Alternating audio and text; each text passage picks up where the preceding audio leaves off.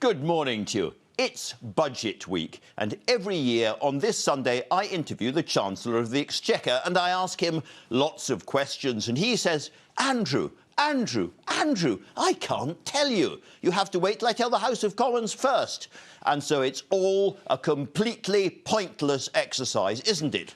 Well, hold on. Actually, the priorities and the instincts of this man, we don't know him very well yet, who has so much power over our money this year, really does matter. What's he actually doing in the fight against climate change? How worried is he about rising inflation? He's very rich. Does he understand how many families can't pay their bills right now? Would he back new restrictions on COVID this winter? All important questions, and ones Rishi Sunak certainly could choose to answer right here this morning.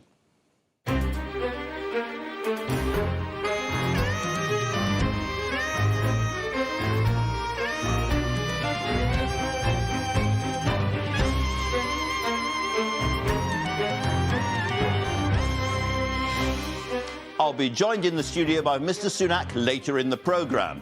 Labour, presumably, have a different plan for the economy, but we don't know what they would do on taxes or a lot else. I'll be talking to the Shadow Chancellor, Rachel Reeves, as well.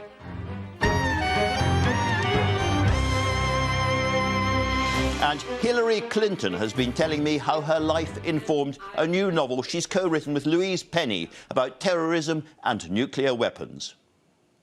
The terrorists were always seeking that. They were on the black market. They were on the dark web. And whether it would be a dirty bomb or something more sophisticated, that would be used. Yikes. Reviewing the news, Saffron Cordery from NHS Providers, who represent trusts in England, and Lucy Fisher, Deputy Political Editor of the Daily Telegraph. We begin, though, with the news headlines from Ben Thompson. Ben. Thanks, Andrew. Good morning. Ministers are to formalise their commitment to a skills revolution in England, with a series of measures to be unveiled in the Chancellor's budget on Wednesday. In his autumn statement, Rishi Sunak will announce £1.6 billion to roll out new T-levels for teenagers and £550 million for adult skills. More than 2 million letters will be sent to parents and guardians across England from tomorrow, inviting them to book their children in for COVID jabs during half-term. Health officials are offering vaccinations for those aged 12 to 15, saying it will give them crucial protection ahead of winter. The film director, who was accidentally shot on a movie set by the actor Alec Baldwin, has spoken for the first time since leaving hospital. In a statement, Joel Souza thanked well-wishers for their support and said he was gutted by the loss of his colleague, the cinematographer Helena Hutchins, who was killed in the same incident. And in cricket, England have made a stunning start to the T20 World Cup. They hammered the defending champions, the West Indies. England captain Ian Morgan has said it's as good as it gets. That's all the news from me for now. The next on BBC One is at 1 o'clock. But back to you, Andrew. Very many thanks. And as you would expect, the front pages of the Sunday newspaper, The Observer has an interesting story. Plan B is about restrictions coming in over COVID. And the paper reports that the UK's Health Emergency Committee has been in touch with local authorities to get started on that. We didn't know that. Very important story.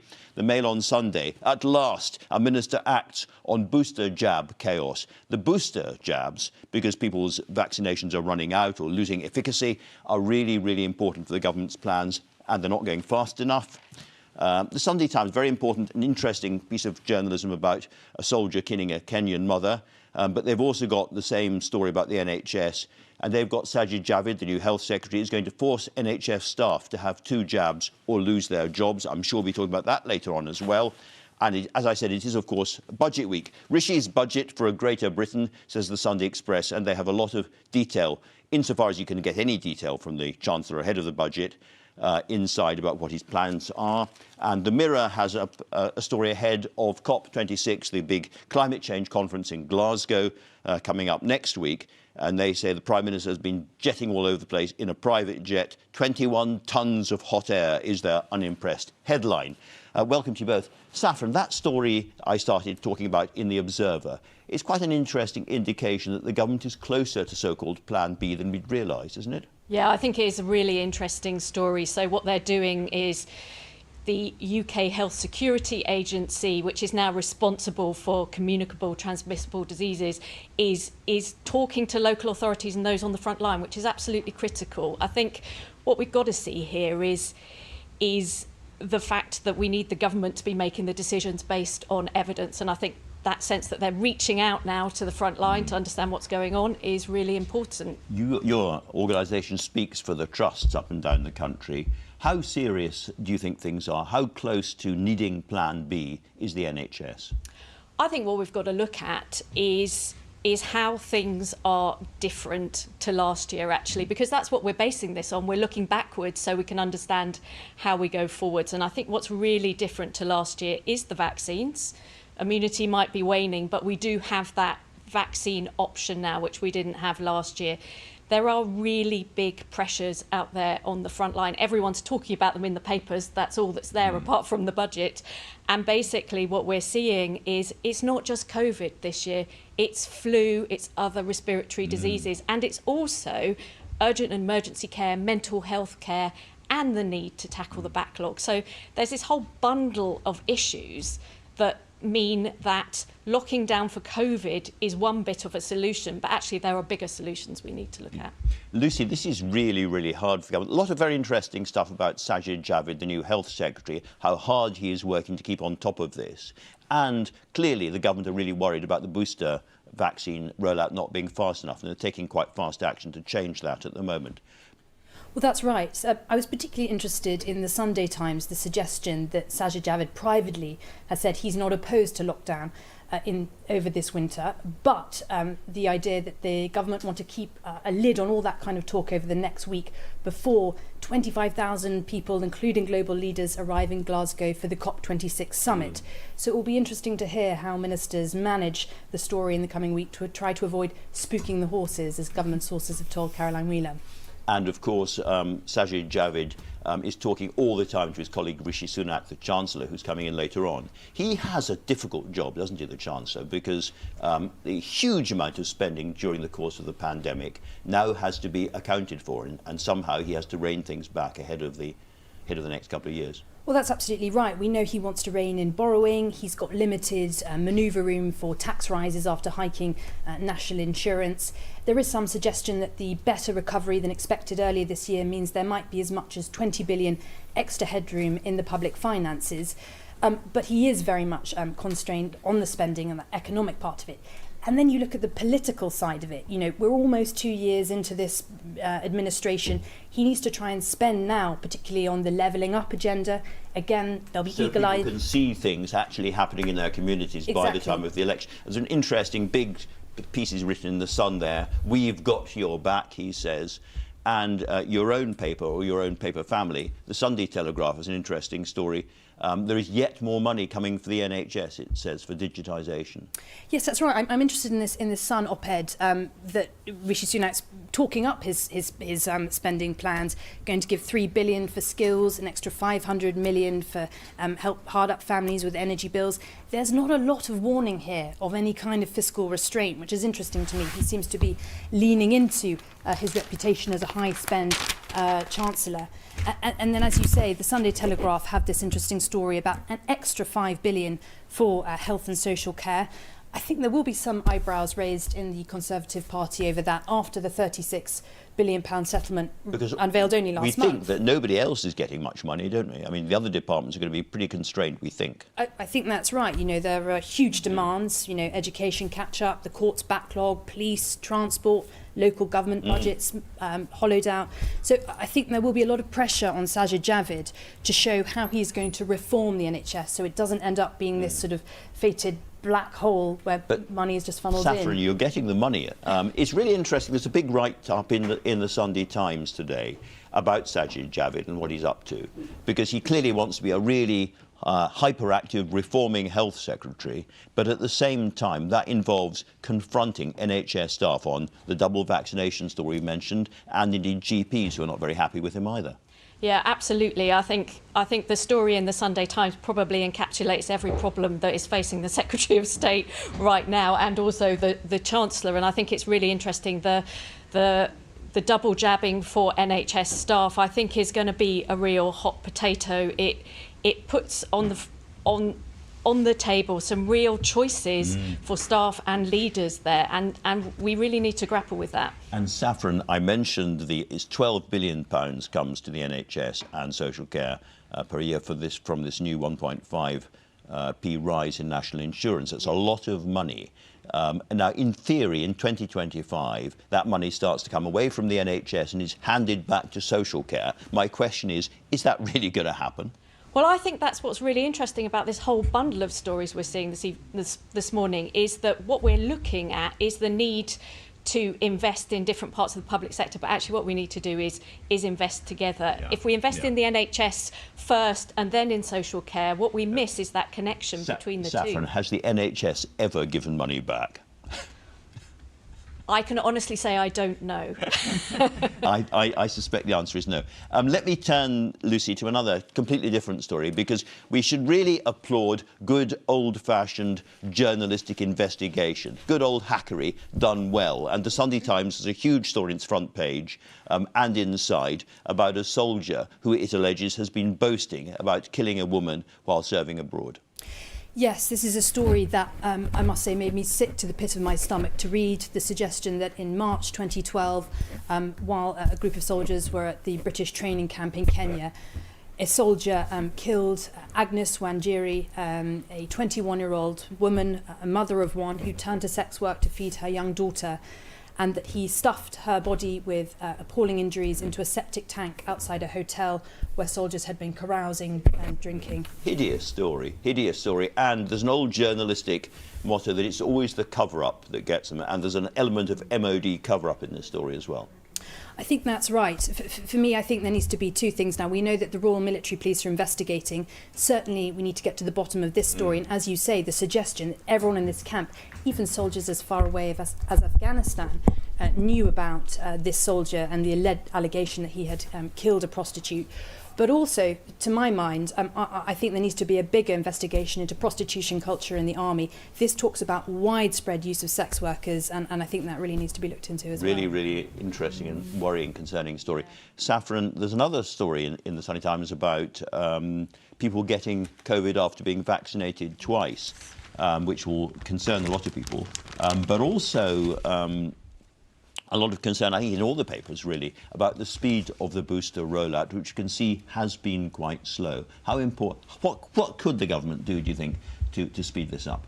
I think absolutely. So that the issue you talk about people getting COVID twice, even having been vaccinated, the important thing there is to remember is, firstly, we don't know the nature of this disease yet. We've only been looking at it for about 18 months, so it's really important that we keep watching it. We know that the vaccines are really important to pull back the worst ravages of COVID, so it doesn't become a killer rather than something that gives people a bad dose of an illness. But I think in terms of the rollout of vaccinations, I think they are starting to take off now. There is an issue around JCVI saying there needs to be a 6-month gap between your last jab and the new booster. So that's a really important element. So some people they're eligible, but they can't yet have it because they only had their last jab in June. So, Saffron and Lucy, we're sadly out of time. We were going to talk about a very interesting piece in the Daily Mirror about social care, but we are out of time. Interesting.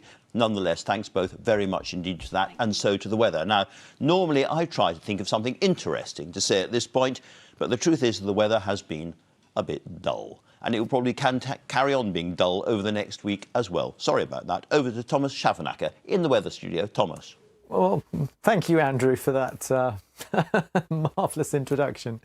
The weather is, I think, far from dull over the next couple of days. We've sunshine and showers in the forecast. It's actually very mild as well out there right now, and it will remain mild for the rest of the week.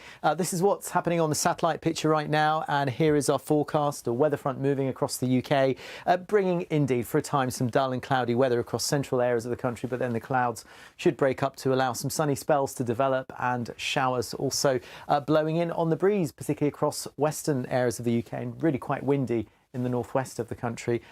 15, 16 degrees today's highs. Now tonight the weather remains essentially the same. An Atlantic breeze continues to blow in showers, heaviest of which will occur in western parts of Scotland, and again, a mild night. In fact, 7 o'clock in the morning, when you might be heading off to work, temperatures will be around 11 or 12 in the south.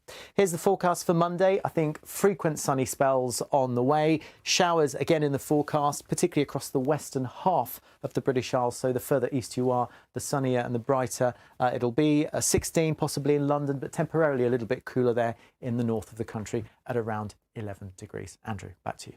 Thomas, thanks very much for that. Now, my first guest this morning is the Shadow Chancellor, Rachel Reeves. Rachel Reeves, we read this morning that the government is closer to bringing in Plan B than we perhaps thought. Does Labour think it's time to bring in so-called Plan B?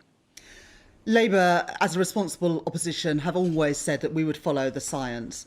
And we've seen today that SAGE are saying that some aspects of Plan B, like wearing masks on public transport and in shops, and also working from home more flexibly, should be introduced. I think the first thing is the government have got to do more to make Plan A work.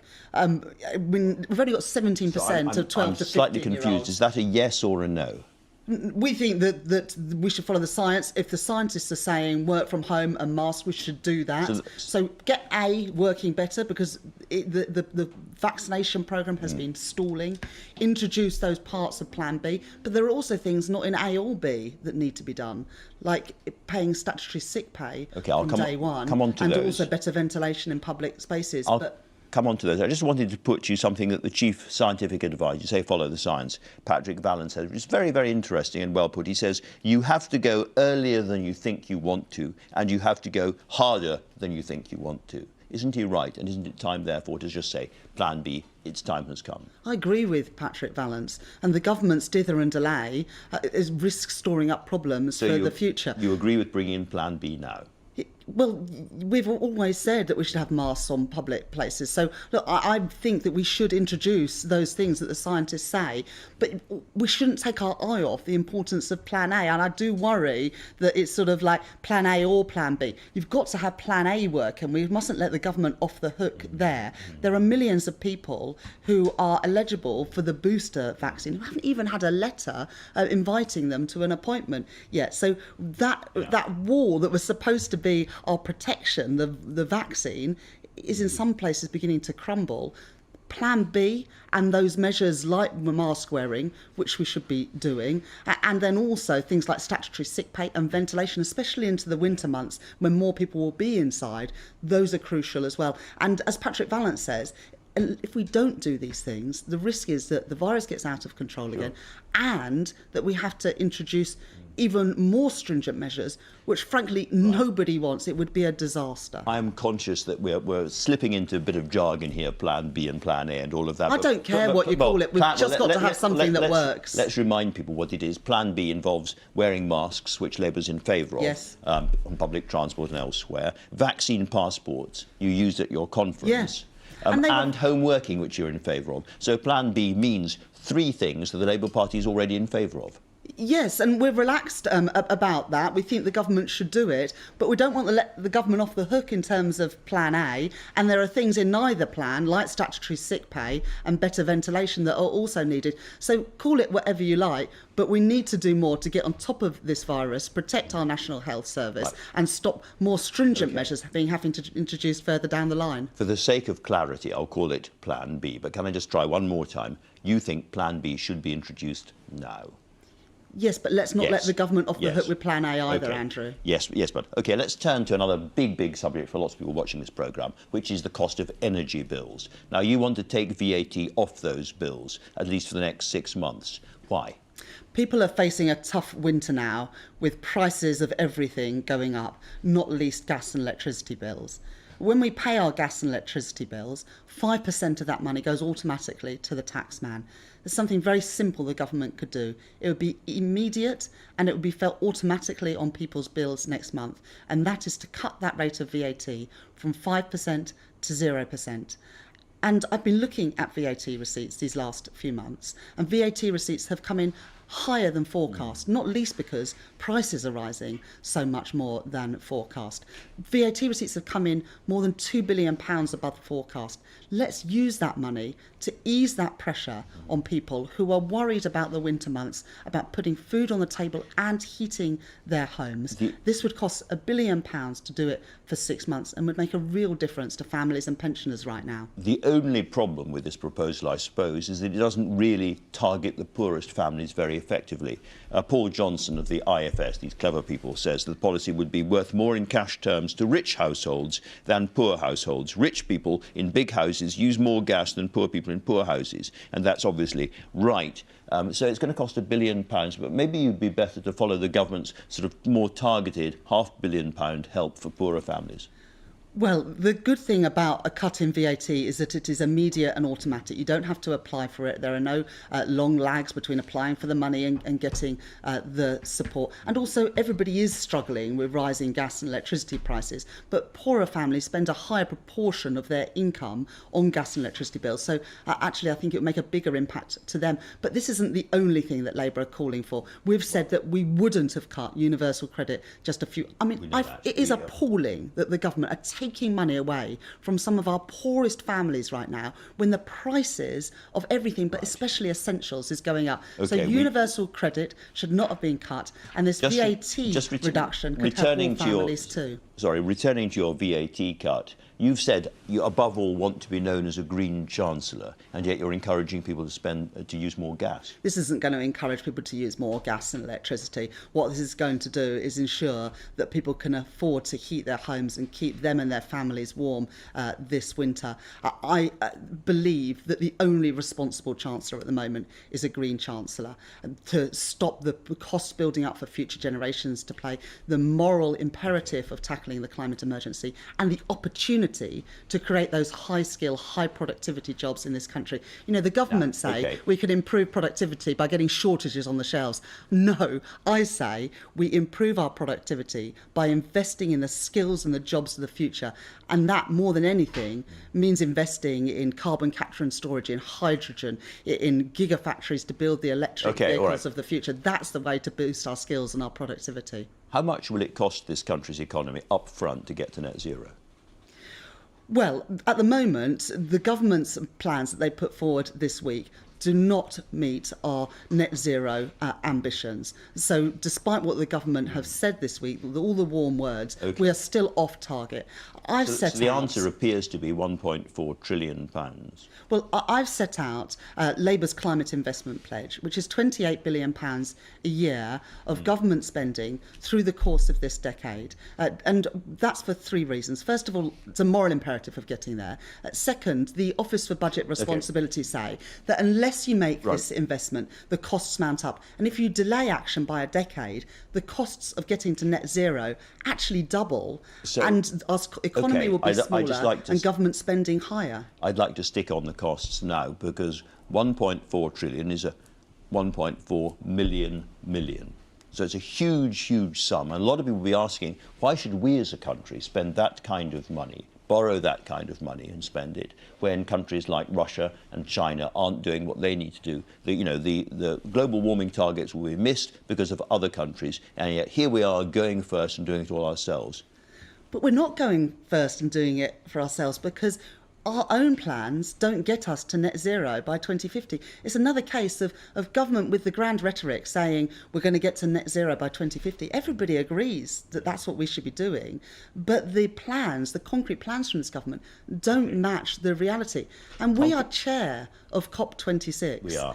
And we haven't shown the global leadership needed to get to net zero as a global community. But there are big opportunities. Let me talk about another concrete plan. Well, no, let me just say, because there are big opportunities by being a first mover in this, because we can ensure that the jobs of the future come to our shores, and then we have opportunities to export those skills and services around the world. So that's why I say the only responsible chancellor in these times is a green chancellor, and that is what I would intend to be. Have you committed to not raising income tax?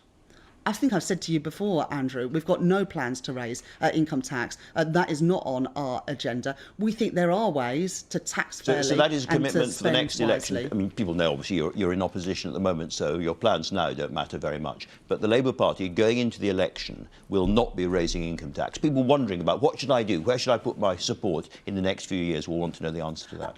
Our concern is not about the levels of income tax. Well, we're happy with the levels of income tax. Give me a straight answer. So you're not going to raise income tax. It won't be in the... We have no plans whatsoever. We're not even looking at income tax. What we are looking at is people who get their incomes not from going out to work and doing a hard day's work, but people who get their incomes from stocks and shares and dividends and who have a portfolio of buy-to-let properties. And the problem is this national insurance rise that the government are going ahead with next April asks nothing from people who get their income in those ways. So it should be more like a wealth tax.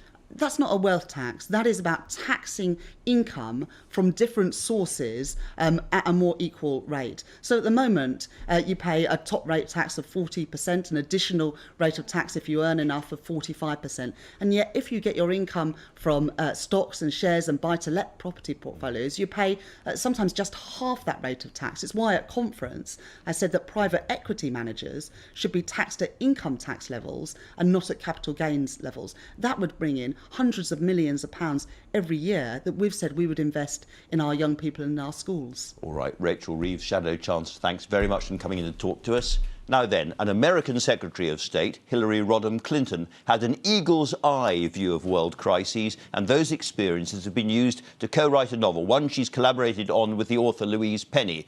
State of Terror is a thriller set in an uncertain world where a Secretary of State finds herself caught up in a heart-pounding race against time. The seeds of the story were sown when Louise asked Hillary what kept her up at night when she was in charge of the State Department. Well, I answered that by giving her 3 examples, and one of them was nuclear weapons falling into the hands of terrorists. And I knew from my time as Secretary of State, and even before that in the Senate, that terrorists were always seeking that. They were on the black market. They were on the dark web.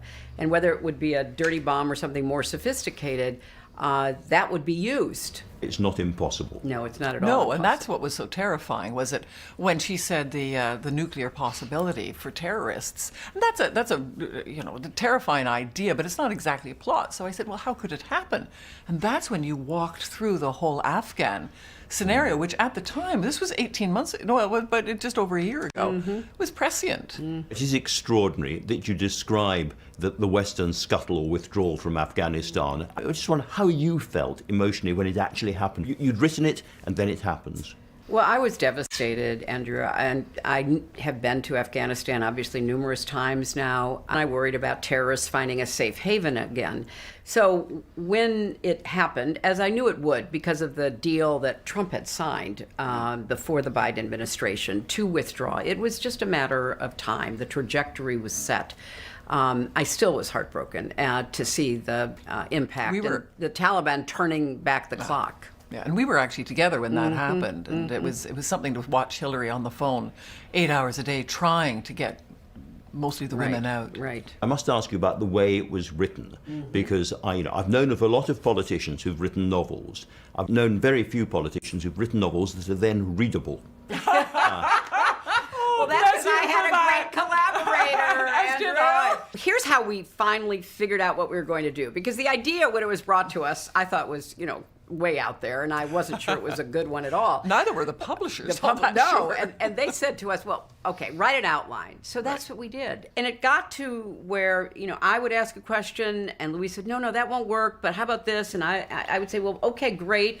And it just became the most lively and, for me, liberating experience. Liberating also, I suspect, because you're able to say things in fiction that you wouldn't sit down and say if you were writing a memoir. Yes. And there are lots of extraordinary characters. There's a previous president, who is controlled by sinister right-wing forces, and we have absolutely no idea who you're talking about. Yes, we don't, do we? And, I have to tell you, this is a point that Louise made, which really struck me. If we had presented this outline to a publisher 5 years ago, where we had a reckless, heedless, narcissistic president who oftentimes didn't even know how he was being manipulated by adversaries from without and within, they would have said no, don't you think? Yeah, and now what people are trying to do is figure out how much is true and how much is fiction. Absolutely. Yeah. In the book, we talk about the vast silence and what comes out of the vast silence, what lives in the vast silence. And I think this is partly a call to action for people to speak up. You know, there are a lot of people there who know what the truth is and who know what right is and who have chosen to prop up the big lie. Yeah, you know, Andrew, that's the most shocking thing to me. I was in the United States Senate for 8 years. Some of the same people I served with are still there. Honestly, they're like cult members, not like leaders of a political party. But nonetheless, President Biden's numbers are falling like a stone at the moment, and there's a lot of hard decisions to be taken about America over the next year or so. I think we're at a point that it's imperative the president passes the legislation that he has proposed. And there are three big pieces: the infrastructure bill, what's called the reconciliation bill, which has climate and other security for family legislation, and then a voting rights bill to try to nip in the bud what some of these states are attempting to do. I served with Joe Biden both in the Senate and in President Obama's cabinet. If he gets all of this passed and he does a good job of explaining it and, claiming credit for it, I think we'll be okay. Just coming slightly closer to home, since we're sort of sitting in London, there's another strange fictional creation, which is the British Prime Minister, who has bizarre hair, speaks in Latin a lot of the time, a bit posh, but cleverer than you think. Well, you see, now that is very important to us. None of the characters, again, are caricatures. So, yes, he starts off being sort of a little bellicose, but then he also plays a very a vital role later on. You've dealt with him yourself. What's your own impression of him? I do think it's imperative that the Prime Minister do what he can to stop the rise in COVID in the UK. He doesn't need to shut the society down, but he does need to mandate vaccines. By mandate vaccines, you mean what we would call vaccine passports, insist that people coming into buildings, into clubs, into restaurants show evidence they and have been employers. vaccinated. I mean, part of what we've done in New York, for example, is all of the big health systems, hospitals and the like, they've mandated vaccines. And so, for example, one very large one, 77,000 employees, 1,000 refused to get vaccinated, they were fired.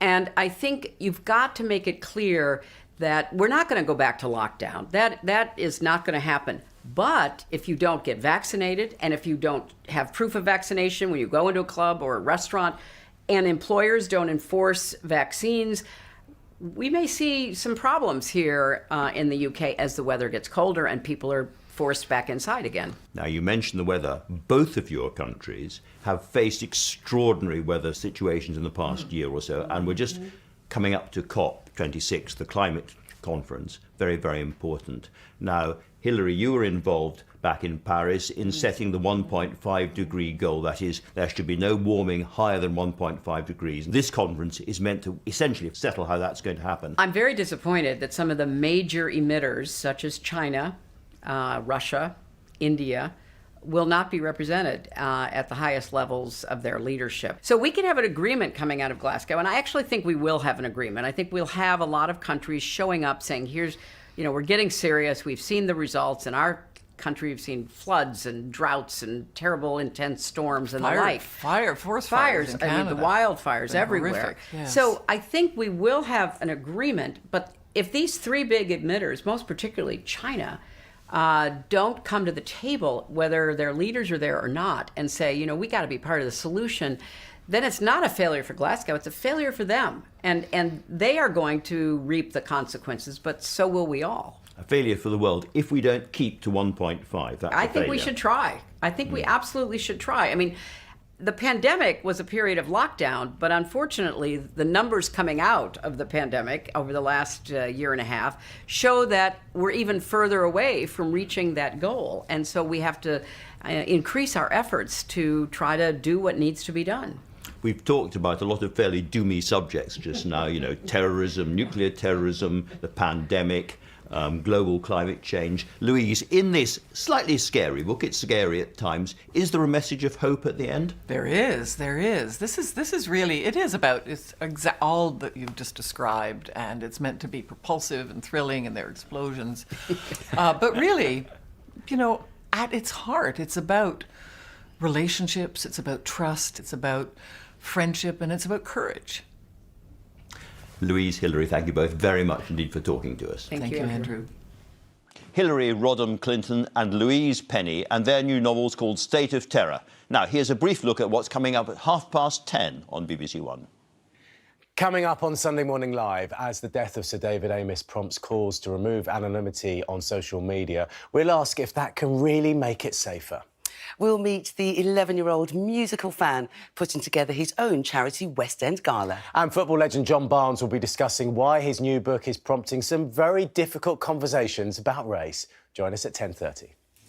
Boris Johnson described my next guest, the Chancellor of the Exchequer, Rishi Sunak, as a staunch, low-tax Conservative. Millions of people looking at their national insurance bills might disagree. Thousands of businesses scanning the future of corporation tax might disagree. But here we are. He joins me now. Chancellor, you wrote in The Sun this morning an interesting piece, and you said that how proud you were of the furlough scheme. And you also said, we will continue to do whatever it takes to help. We will continue to have your backs. That suggests that if you need to, you'll bring the furlough scheme back. Well, that's not on the cards because we don't envisage having to impose significant economic restrictions in the way that we had to over the last year. And the reason for that is, although we've always said the winter was going to be challenging, the big change is the vaccine rollout, which is our first line of defence. And the best way to protect us through the winter is to get the booster campaign, making sure that firing on all cylinders, everyone gets their booster jab when they're asked, and that's as I said, that's the best line of defence against having to move to put in place any restrictions. But no one's in complete control of what's going to happen to the pandemic, and at the moment infections, I think, in Britain are higher than in the rest of Europe put together. Hospitalisations are going up, and sadly deaths are going up as well. It may well be that we do need more restrictions. So can I ask you, is it time for Plan B? Well, the Prime Minister actually just said that we're looking at the data all the time, as you would expect us to. We're monitoring everything. But at the moment, the data does not suggest that we should be immediately moving to Plan B. But of course, we will keep an eye on that. And the plans are ready. We outlined them way beforehand to make sure people knew what possible options would be for the winter, which we said would be challenging. Those have been set out. But again, I go back to what I said. The best protection we have against all of those things is vaccines and the booster rollout. So when people are asked, please do go and get your booster jab. And we're making it easier, for example, for parents to take their kids to get jabs over half term at walk-in centres. Those are the types of things that we're doing to help as well. These things, however, can spiral very, very fast indeed. And I ask you again, if necessary, if you did have to bring in restrictions, would that come with a furlough? Well, the restrictions or the Plan B that you're talking about don't involve significant economic restrictions. No, I'm talking about Plan C. I'm talking about after that. Well, I think that's jumping ahead a bit, Andrew. Of course, look, we should always be humble in the face of this virus. I think that's obvious, given what we've experienced. But as I said, we have confidence in the vaccines. We've modelled all the scenarios, and we've always said the winter will be challenging. And the Plan B that we set out does not involve those same type of very significant economic restrictions that we saw previously, so that it won't be necessary. I'll come back to Plan B in a second, but the Health Secretary, Sajid Javid, has said that he can't rule out another lockdown, and you said you're going to be humble. So I take it from that if it's necessary, you would bring back a furlough scheme. As I said, we've been. I will always be humble about the face of this virus, having experienced what we have over the past year and a half. But as I said, I think we're in a very different place because of the vaccine rollout. 90% of the population have antibodies, and although the winter was always going to be challenging through a combination of different factors, that the booster rollout should give us the protection we need. And there is a fallback, there is a Plan B if we need it. As the data doesn't suggest that we need it today, but if that changes, then of course the government will be ready to act. That's why those plans are there. One thing we know about so-called Plan B, and there is a lot of jargon in this, but so-called Plan B, is that it would encourage people to work again more from home. Would you be in favour of that if that stopped the virus spreading? Yeah, we have set out a set of plans, and obviously, depending on the circumstances, if we have to move forward in that way, then that's what we'll do. But again, I'd reiterate, so people are reassured, the data at the moment does not suggest that is immediately necessary, and our emphasis should be on making sure that everyone gets their booster jab. Because you have previously warned that you won't get promoted if you don't come back into the office. So which is it? No, well, I think I've made a broader point about the importance, particularly of young people at the start of their career, being able to benefit from the physical proximity you have by being in an office, forming relationships, getting mentors. Now, that is something that I would not want to lose over time, and making sure that as we have a hybrid working model, as most of us are adjusting to, then we can retain some of the benefits of that, whilst also, of course, providing flexibility that people are obviously looking for as they structure their work-life balance. Looking at Plan B, there's compulsory mask wearing, but there's also the possibility of vaccine passports. A lot of people are very, very upset about the remote possibility of vaccine passports, but if Plan B goes ahead, they could come in quite quickly. Well, there's a range of things that we've set out in Plan B, and then there's degrees of vaccine certification. Those debates have been had in Parliament about where's the appropriate boundary or place to introduce vaccine certification, and that, you know, there's whether it's very large events and very crowded events versus day-to-day things. And again, those are all part of the plan. And as I said, right now, data does not suggest that we need to move to Plan B. Priority should be the booster rollout. You would have seen the Prime Minister's call to arms today, and I just urge everyone to go, when they get the call, to go and get their booster jab. We are told that we have to start wearing masks more again. And if you go outside there, you can see why. Lots and lots of people have given them up. This is about leadership. Will you start to wear masks again in the House of Commons, you personally? Well, I think every workplace is slightly different, and people are going to make the decisions that are right for them. I do wear masks depending on the circumstances and the settings that I'm in. I was actually just at a funeral last week where, of course, we were wearing masks given the circumstances. Here is a little image of the front bench of the House of Commons, and there you all are. Nobody is wearing a mask. Nobody behind you is wearing one, including you, Chancellor. Now, that is a very crowded place. People are mingling all the time, and some of those corridors, some of those areas are quite stuffy in the House of Commons. It is a place where, if you're trying to show leadership, you should be wearing masks, surely. Well, the government guidance is for people to make decisions based on what they think is appropriate for the circumstances they're in. Every workplace is going to be different depending on how many people are there, how long you're there for, whether you know the people or not, or whether, and that is all part of the government guidance. It sounds a bit like, you know, do as I say, not as I do. Jacob Rees-Mogg, the leader of the House of Commons, famously said this week, "We on this side have a more convivial, fraternal spirit." Does a convivial, fraternal spirit give you immunity against coronavirus? I think people are going to make the decisions that they think are the most responsible ones. For example, if I'm in a train or a crowded train carriage, I would be wearing a mask. As I said, I was just at a funeral this week where, as you would expect, people wearing masks. I was wearing a mask. People will make the right judgments depending on the setting that they're in. Well, coming on to the economy, but a very straightforward question. You've mentioned the booster rollout, etc. Does a smooth economic winter depend upon a speedier booster rollout? No, I think actually we should have confidence in the booster rollout. I think already half of the over 80s have had their booster jab. 5 million have been delivered in total. We have 500 more sites than we did, I think, in the spring. So, and as I said, we're making some changes to make it easier for parents to take their children to walk-in centres over half term. So actually, the focus is on making sure the booster rollout happens smoothly, and I think we can see that. That is happening as we speak. Let's turn directly then to the budget which is coming. Can I ask you, is this going to be a big spending bells and whistles budget, or is it going to be a more cautious belt-tightening kind of budget?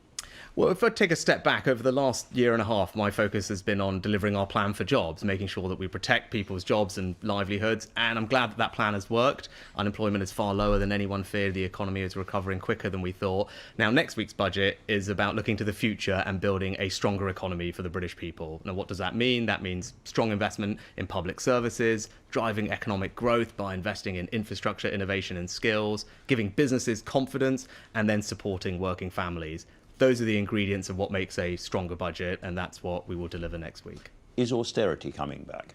As I said, one of the elements of building a stronger economy is having strong public services, and you will see that next week, whether it's the NHS, which we've already taken steps to support significantly to recover from coronavirus, children, schools, skills, all of these things, policing and crime. You will see investment across the board in public services, because that's what we were elected to deliver, and that's what we are getting on and doing. Let me ask you about one of the big challenges that you face. I think everybody is wondering about inflation at the moment. It's clearly going up. The Bank of England has said it could touch 5% by the end of the year.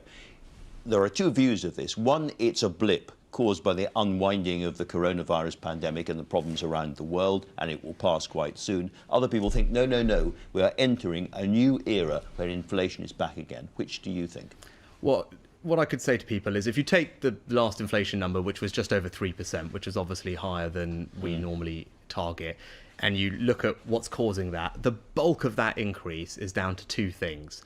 One of those is the fact that as economies have reopened rather rapidly after coronavirus, that has put pressure on global supply chains. And then the other part of the increase is very much just down to energy prices. Now, both of those... You can't do much about either. Well, that was what I was going to say, is both of those factors are global factors. We're not alone in experiencing those problems. You know, I don't have a magic wand that can make either of those things disappear. I talk to finance ministers around the world, and all of us are grappling with similar challenges. But where the government can make a difference, of course it will and it should. So, for example, on HGV drivers, we've taken a number of steps to smooth that process, get more people in, make it quicker, invest in training. Those are the types of things. How many have arrived here from the continent so far? Yes, obviously we've made available. I don't have the latest number on the one that was reported the other week, but that's just one element of the plan. And actually, people were calling for us to make available more visas, which we have done. But 27 people we are have also picked you up on that. Well, but we are also, Andrew, investing in speeding up the process. Becoming a driver, speeding up testing capacity. The Transport Secretary has done a fantastic job. We're investing in skills, so skills boot camps and apprenticeships to help train people to become drivers. Those are all the types of things we're doing, and we're doing all of them. You're putting quite an effort onto these so-called skills boot camps, which are a sort of short-term way of getting people's skills up and getting them into work. Now, the only piece of research or data that we can see on this comes from the Department for Education, which followed a large number of people through a skills boot camp of the kind that you're talking about. 69 people finished that boot camp, got the qualification, got the certification. How many of those people, do you know, got jobs? I haven't seen that particular report. The answer is 3. Less than 5% success. So if this is going to be how you spend your money, the boot camps are going to have to be a lot more effective than the pilot schemes, aren't they? Yeah, so we are rolling them out, and actually these are based on evidence from around the world, particularly in America actually, where more sector-oriented training schemes have been shown to be really powerful. So rather than just people sitting in a classroom by themselves doing skills, what we know is partnering with employers to do short interventions of 3 to 4 months and ending with a job interview at the end is a far more effective way to help upskill and retrain people into well-paid jobs, whether it's in cyber, nuclear, AI, to give you 3 examples. I'm just saying, in the British version, 81% of people went through it and didn't get a job. So there is a problem with this scheme. Well, actually, I think that one particular thing that you're referring to, I'm not familiar with. In general, all of these skills boot camps involves job interviews that come towards the end because we do them in partnership with employers. But you're right. Didn't get a job but on that particular one, but in general, these are proving to work very successfully, and actually tens of thousands of people are already going through them. But remember, they are just one part of a set of interventions we're doing. The Prime Minister's Lifetime Skills Guarantee means that for the first time, 10 million adults in this country who don't have a level 3 qualification, which you get when you're 18 typically, will be able to get one funded by the government. We know that that's transformative for their ability to get a new job and earn more. Those are many things that we are doing. The Prime Minister and you as a government talk a lot about it being a high-wage economy. Should people watching this programme go to their bosses tomorrow and say, I need a pay rise? No, getting to a high-wage economy, the best way to get to a high-wage economy is to improve people's skills, is to give them the opportunities to retrain and upskill and to help businesses drive up productivity. How long does that take? Well, in order for and also businesses to invest in productivity, which we're also doing by giving them tax cuts to invest. Now, those things, of course, happen over time, but we've taken steps. For example, the national living wage went up last year, and we're seeing it in the data. Real wages today are higher than they were before the crisis. So this is happening, but in order to make it sustainable long term, the best way is to invest in skills. One area where you do have, as it were, complete control about what to do is public sector wages. Public sector wages are rising below inflation at the moment, 2.5% or so. Are you going to raise the public sector wage bill by inflation at least? So that will be to get us to a higher wage economy. That will be one of the things that we talk about next week in the spending review, Andrew. Obviously, over the past year, we took a decision to have a more targeted approach to public sector pay, given that the year before there were large increases, and obviously the private sector was seeing pay decreases last year, and people were on furlough. We thought that was reasonable and fair. Now, going forward, we'll have to set a new pay policy, and that will be a topic for next week's spending review. You have portrayed yourself as it were, as a Thatcherite Conservative. You've got Nigel Lawson's picture in the Treasury and all the rest of it. That is a lower tax, smaller state chancellor. Does it make it very hard to do that when you've got such a high-spending, boosterish neighbour living next door? I think, the challenges that I've had to deal with over the past 12 to 18 months have been ones that, of course, I wish I didn't have to deal with, but that's the reality of the situation. We've had a once in 300-year economic shock.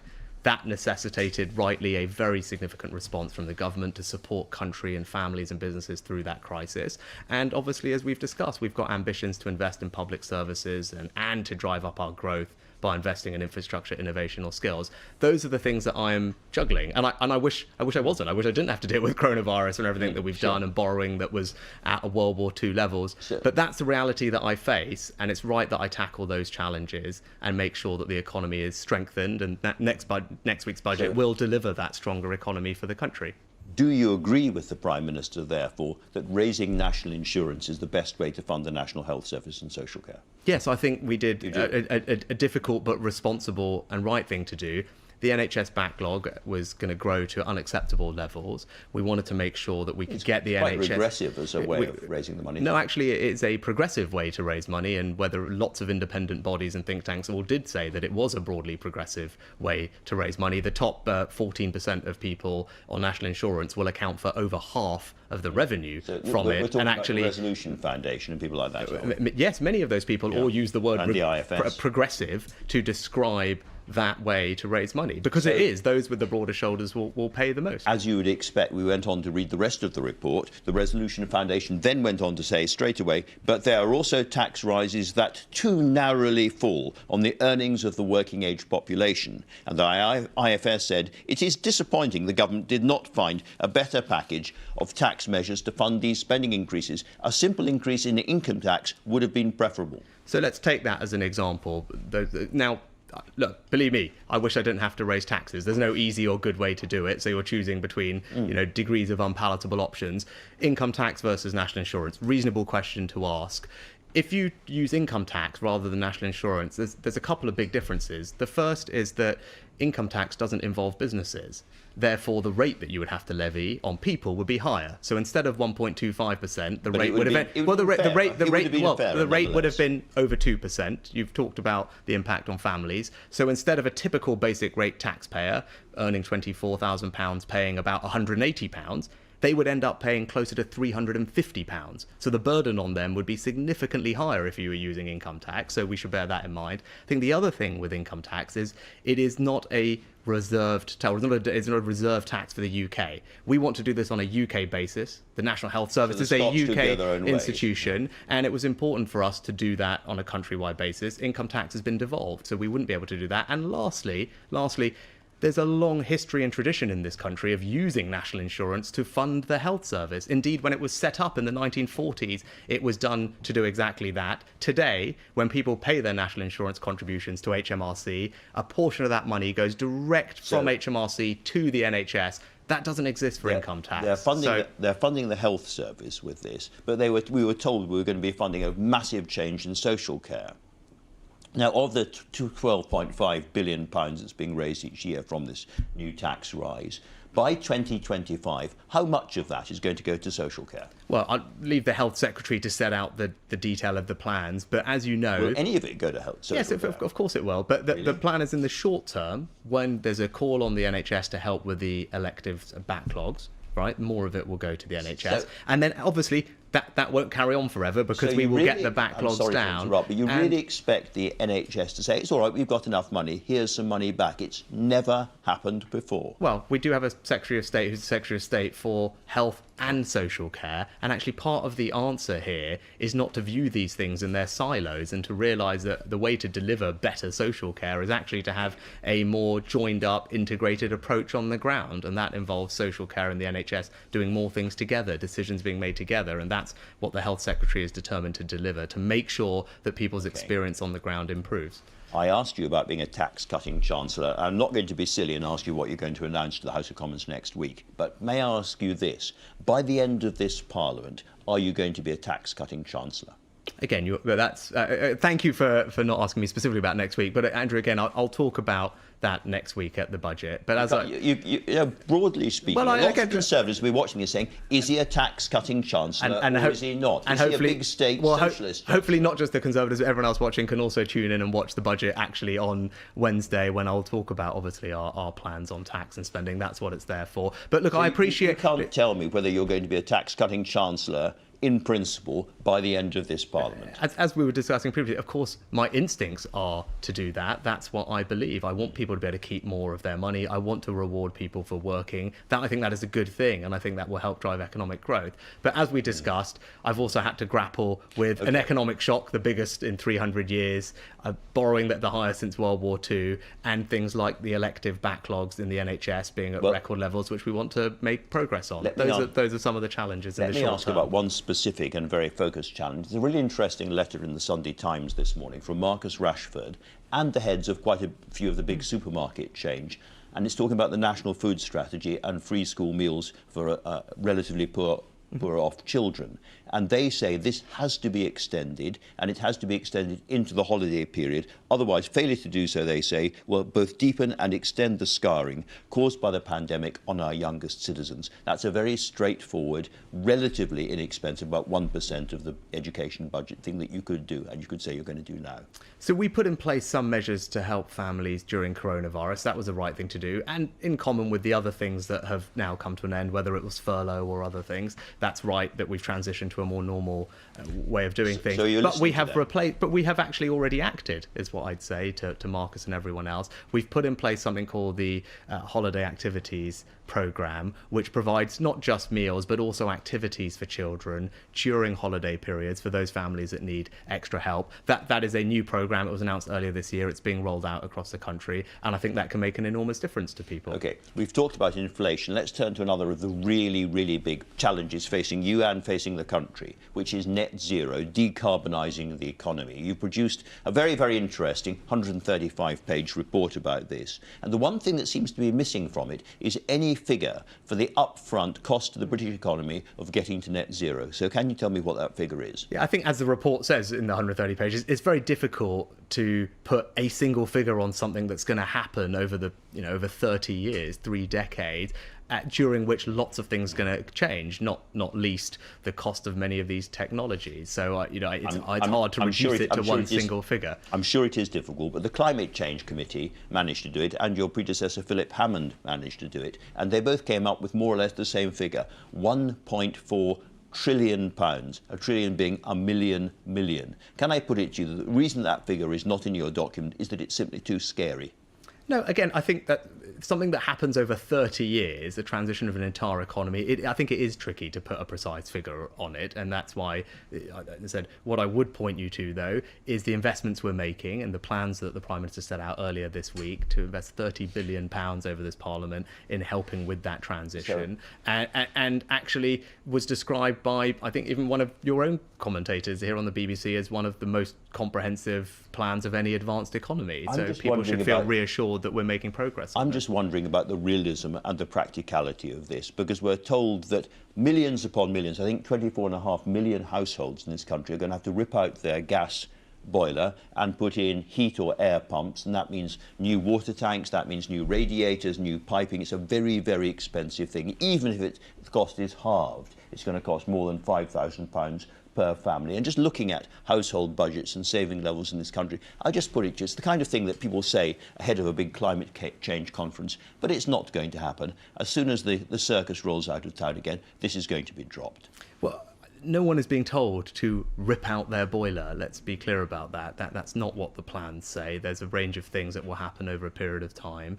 But what there is support for people who are contemplating doing that now. There will be extra support, these £5,000 vouchers that people have now heard about, which will help offset some of those higher costs. And the reason to do that... Very expensive, and lots of people don't have the money to do it. No, but no one is forcing them to do it. Let's be clear that they are not being told to rip out their boilers. But the reason to put the incentive in place is for those who do want want to do it, this will be extra help for them and will help kickstart a market which will, we hope and believe, bring the cost of these down. And indeed, that's what we've seen with other technologies, whether it's solar, whether it's wind, whether it's electric car batteries. The cost of all of those things has fallen dramatically over a relatively short period of time as we've scaled up. We're pretty much out of time, so I'm looking for a very, very brisk answer from this last one. COP26 is coming up.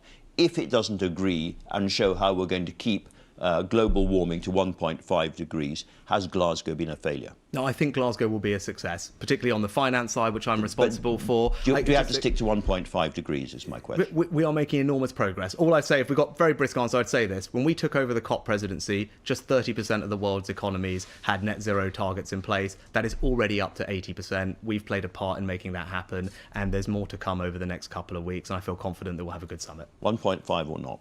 We're making very good progress towards it. It's interesting you can't say that. All right, that's all we've got time for. Thanks all from all of us this week. Next week, we have got that big climate change conference in Glasgow, which will be dominating the news by then. Will it be a success or a failure? And what will it mean for you? We'll be doing our level best, as usual, to get you the answers. Goodbye.